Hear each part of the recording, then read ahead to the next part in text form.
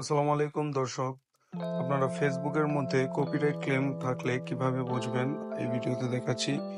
আপনারা প্রথমে প্রফেশনাল ড্যাশবোর্ডে ঢুকবেন। ঢোকার পর ওইখান থেকে আপনারা নিচে দেখতে পারবেন, স্ক্রল করলে হেল্প এন্ড সাপোর্ট একটা অপশন আছে। হেল্প এন্ড সাপোর্টে ঢুকবেন। ঢোকার পরে সাপোর্টে ঢুকবেন। সাপোর্টে ঢোকার পরে দেখবেন সাপোর্ট টুলস ওই ইনবক্স। এখানে ঢুকলে আপনারা এই যে কপিরাইট ইস্যু দেখতে পাবেন। এইটার মধ্যে ঢুকলে যদি আপনাদের ফেসবুকে কোনো ভিডিওতে কপিরাইট ক্লেম থাকে তাহলে এখানে পাবেন। আপনারা ওই তারিখগুলো দেখে দেখে ভিডিওগুলো ডিলিট করবেন। আর যদি আপনাদের কোনো ভিডিওতে ভায়োলেন্স মেনটেন করে না থাকে তাহলে এখানে আপনারা ওই ভিডিওগুলো পাবেন। এখান থেকে আপনারা চাইলে ভিডিওগুলো ডিলিট করে দিতে পারেন। তাহলে আর আপনাদের কপিরাইট কোনো ইস্যু থাকবে না।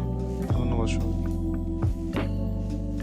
আসসালামু আলাইকুম দর্শক, আপনারা ফেসবুকের মধ্যে কপিরাইট ক্লেম থাকলে কিভাবে বুঝবেন এই ভিডিওতে দেখাচ্ছি।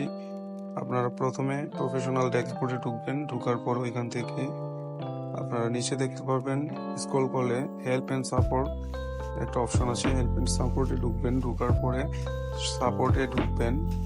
সাপোর্টে ঢোকার পরে দেখবেন সাপোর্ট টুলস ওই ইনবক্স। এখানে ঢুকলে আপনারা এই যে কপিরাইট ইস্যু দেখতে পাবেন। এইটার মধ্যে ঢুকলে যদি আপনাদের ফেসবুকে কোনো ভিডিওতে কপিরাইট ক্লেম থাকে তাহলে এখানে পাবেন। আপনারা ওই তারিখগুলো দেখে দেখে ভিডিওগুলো ডিলিট করবেন। আর যদি আপনাদের কোনো ভিডিওতে ভায়োলেন্স মেনটেন করে না থাকে তাহলে এখানে আপনারা ওই ভিডিওগুলো পাবেন। এখান থেকে আপনারা চাইলে ভিডিওগুলো ডিলিট করে দিতে পারেন। তাহলে আর আপনাদের কপিরাইট কোনো ইস্যু থাকবে না। ধন্যবাদ সবাইকে।